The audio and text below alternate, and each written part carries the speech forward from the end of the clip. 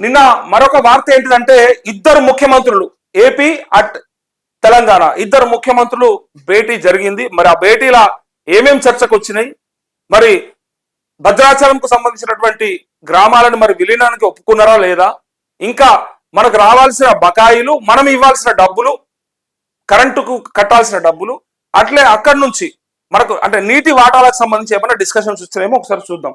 ఇగో 5 గ్రామ పంచాయతీలు తిరిగి ఇవ్వండి అని తెలంగాణ సీఎం అడిగిండు. మన రేవంత్ రెడ్డి ఏం అడిగిండు, 5 గ్రామ పంచాయతీలు ఇవ్వమని అడిగిండు. అట్లే 3 భవనాలు అప్పగించండి అని ఏపీ సీఎం అడిగిండు. ఏమున్నది, ఇద్దరు దోస్తులేనారి అలే బలే చేసుకున్నట్టు. ఈయన అడిగింది ఆయన ఇచ్చుకోవచ్చు, ఆయన అడిగింది ఈయన ఇచ్చుకోవచ్చు. ప్రయోజనాల కంటే ఎక్కువ వాళ్ళ సొంత ప్రయోజనాలు ఇంపార్టెంట్ ఉంటాయి. నో డౌట్ అది రాష్ట్ర ప్రయోజనాలు కాదు, అవిటికంటే కూడా వాళ్ళిద్దరి సొంత ప్రయోజనాలు చాలా ముఖ్యం. భవిష్యత్తులో రాజకీయాలు చేయాలనుకుంటే ఇంకొక 5 ఏళ్ళు మనం ఉండాలి ముఖ్యమంత్రులుగా అనుకుంటే మాత్రం డెఫినెట్ గా ఒకరికి నచ్చింది ఒకరు చేసుకుంటారు. భద్రాచలంలోని 5 గ్రామాలను టీజీలో కలిపేందుకు కేంద్రానికి లేఖ రాయాలని ఇద్దరు సీఎంల నిర్ణయం. ఇద్దరు కలిసి ఒప్పుకున్నారు. గతంలో జగన్మోహన్ రెడ్డి అట్లా కేసీఆర్ గిట్లుంటే అయిపోతుండే. అప్పుడు అట్లా లేరు, ఓన్లీ తినడానికి దోస్తాన్ చేశారు కానీ పనులకు దోస్తాన్ చేయలే.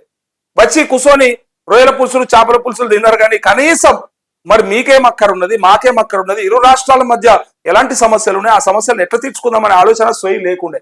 ఇగో ఇక్కడ చూడండి, ఇక 2 రాష్ట్రాల మధ్య వివాదాల పరిష్కారానికి మూడు సార్లు, ఇక ఒక్కసారి కాదు, ఈ 3 అంచెల వ్యూహం ఏంటిదంటే ఒకసారి చీఫ్ సెక్రటరీ ఆధ్వర్యంలో ఆఫీసర్లతో కమిటీ వేస్తారట. పరిష్కారం కాకపోతే ఇక్కడ నుంచి 2వ స్థాయికి వెళ్తుంది, మంత్రుల స్థాయిలో భేటీ. ఇది అప్పటికి కుదరకపోతే తరచూ సీఎంల సమావేశాలు. ఫైనల్ గా ఇది ఎస్కలేషన్ మ్యాట్రిక్స్ లాగా అనమాట, ఎస్కలేషన్ మ్యాట్రిక్స్ లాగా. సో ఫస్ట్ సిఎస్ ల ఆధ్వర్యంలో జరుగుతాయి మీటింగ్లు.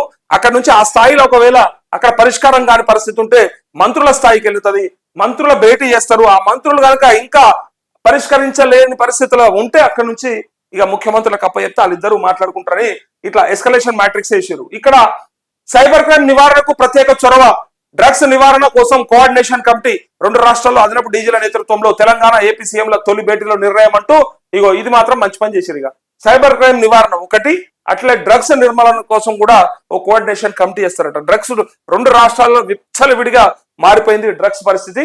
సో అందుకోసమే 2 రాష్ట్రాల అడిషనల్ డీజీలతోని ఆ నేతృత్వంలో ఈ కమిటీ వేస్తారట.